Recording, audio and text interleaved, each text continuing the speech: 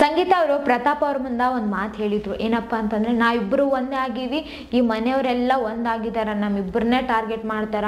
ತನಿಷ್ ಅವರು ನೋಡಿದ್ರೆ ಎಂಥ ಪರಿ ಮಾತಾಡಕತ್ತು ಬಿಟ್ಟಿದ್ರು, ಯಾವ ಪರಿ ಟಾರ್ಗೆಟ್ ಮಾಡಕತ್ತಿದ್ರು, ನನ್ನ ಮೇಲೇ ಕ್ವಶನ್ ಮತ್ತೆ ಮತ್ತೆ ಕೇಳಕತ್ತಿದ್ರು. ಅದೆಲ್ಲ ನನಗೆ ಇಷ್ಟ ಆಗಲಿಲ್ಲ, ಬೇಜಾರಾಯ್ತು ನನಗಂತ ಹೇಳಿದ್ರು. ಆಮೇಲೆ ಈ ಒಂದು ಇದರಲ್ಲಿ ತನಿಷ್ ಅವರು ಚೆನ್ನಾಗಿ ಆಡಿದ್ರು, ಅವರು ಚೆನ್ನಾಗಿ ಕೇಳಿದ್ರು ಕ್ವಶನ್ ಅಂತ ಹೇಳಿ ಅವ್ರ ಮನಸ್ಸಲ್ಲಿ ಇರೋದನ್ನ ಸಂಗೀತ ಅವರು ಹೇಳ್ಕೊಂಡ್ರು. ಇಲ್ಲಿ ಸ್ವಲ್ಪ ಬೇಜಾರಾಯ್ತು ಅಂತಲೇ ಹೇಳ್ಬೋದು. ಯಾಕಂತಂದರೆ ಈಗ ಈ ಬಿಗ್ ಬಾಸ್ ಮನೆಯಾಗ ಎಲ್ಲರೂ ಕೂಡ ಒಂದಾಗಿದ್ದಾರ, ಪ್ರತಾಪ್ ಅವರು ಮತ್ತು ಸಂಗೀತ ಅವರು ಮಾತ್ರ ಒಂದಾಗಿದ್ದಾರೆ ಅಂತಲೇ ಹೇಳ್ಬೋದು. ಅದು ನಮ್ಗೆಲ್ರಿಗೂ ಕಾಣಕತ್ತ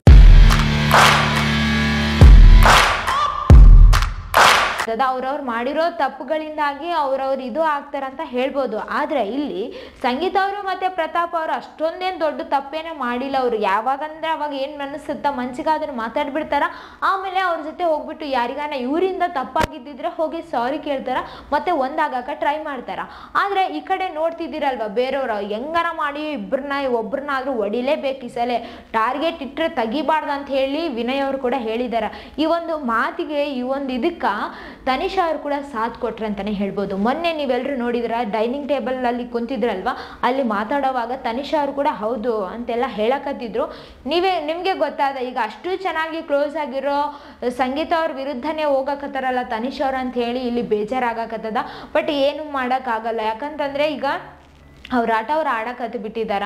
ಈಗ ಇವ್ರಿಗೆ ಒಂದು ಅರ್ಥ ಆಗಕತ್ತದೋ ಇಲ್ಲೋ ಗೊತ್ತಿಲ್ಲ. ಯಾಕಂತಂದರೆ ಈಗ ಅವ್ರಿಗೆ ಹೆಂಗೆ ಸಮಯಕ್ಕೆ ಚೇಂಜ್ ಆಗ್ತಾರೋ ಹಂಗೆ ಬೇರೆಯವ್ರು ಕೂಡ ಚೇಂಜ್ ಆಗ್ತಾರ. ಆದರೆ ಚೇಂಜ್ ಆಗೋರನ್ನ ನೋಡಿಬಿಟ್ಟು ನೀವು ಹಂಗಾದ್ರೆ ಚೇಂಜ್, ಹಿಂಗಾದ್ರೆ ಚೇಂಜ್ ಅಂತ ಹೇಳ್ತಾರ. ಬಟ್ ಇಲ್ಲಿ ಅವ್ರವ್ರು ಚೇಂಜ್ ಆಗಿರೋದು ಮಾತ್ರ ಅವ್ರಿಗೆ ಕಾಣಿಸಂಗೇ ಇಲ್ಲ ಈ ಬಿಗ್ ಬಾಸ್ ಮನೆಗೆ ಅಂತಲೇ ಹೇಳ್ಬೋದು. ಆಮೇಲೆ ನಿನ್ನೆ ಅವಿನಾಶ್ ಅವರು ಕೂಡ ಉಸಿರು ಹೊಳಿತಾರ, ಬಣ್ಣ ಬದಲಿಸ್ತೀರಾ ಅಂತೆಲ್ಲ ಹೇಳಿದ್ರಲ್ವ. ಈ ಒಂದು ಇದರಿಂದ ನಮ್ಗೆ ಕರೆವಂತಾನೆ ಅನ್ಸಕತ್ತದ. ಯಾಕಂತಂದ್ರೆ ಈಗ ತನಿಷ್ ಅವರು ಅಷ್ಟೊಂದು ಕ್ಲೋಸ್ ಆಗಿದ್ರು, ಈಗ ಸಡನ್ ಆಗಿ ಈ ಪರಿ ಚೇಂಜ್ ಆಗೋದು ಇಷ್ಟ ಆಗವಲ್ತು. ಸಂಗೀತ ಅವ್ರಿಗೂ ಇಷ್ಟ ಆಗವಲ್ತು, ನಮಗೂ ಇಷ್ಟ ಆಗವಲ್ತು ಅಂತಾನೆ ಹೇಳ್ಬೋದು. ಯಾಕಂತಂದ್ರೆ ಈಗ ಸಂಗೀತ ಅವರು ಕೂಡ ಮಾಡಿದಾರೆ, ತಪ್ಪುಗಳನ್ನ ಮಾಡಿದಾರ, ಆಮೇಲೆ ಸಾರಿ ಕೇಳಿದ್ದಾರೆ. ಈಗ ಮತ್ತೆ ಯಾವಾಗ ಹಿಂದೆ ಮಾಡಿದ್ರು ಆ ತಪ್ಪನ್ನ ಮತ್ತೆ ಕಂಟಿನ್ಯೂ ಮಾಡವಲ್ರು ಅಂತಾನೆ ಹೇಳ್ಬೋದು.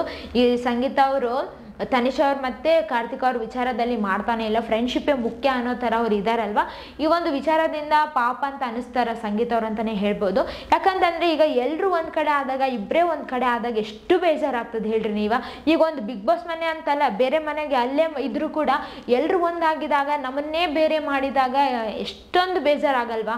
ಅದೇ ಥರ ಇಲ್ಲಿ ಸಂಗೀತ ಅವ್ರಿಗೂ ಕೂಡ ಆಗಕತ್ತದ. ಏನಪ್ಪ ನಾನು ಹೋಗ್ಬೇಕಂತ ಅನ್ಸಕತ್ತದ, ನನಗೆ ಇರೋಕ್ಕೆ ಆಗವಲ್ತು ಅಂತೆಲ್ಲ ಹೇಳಿದರು.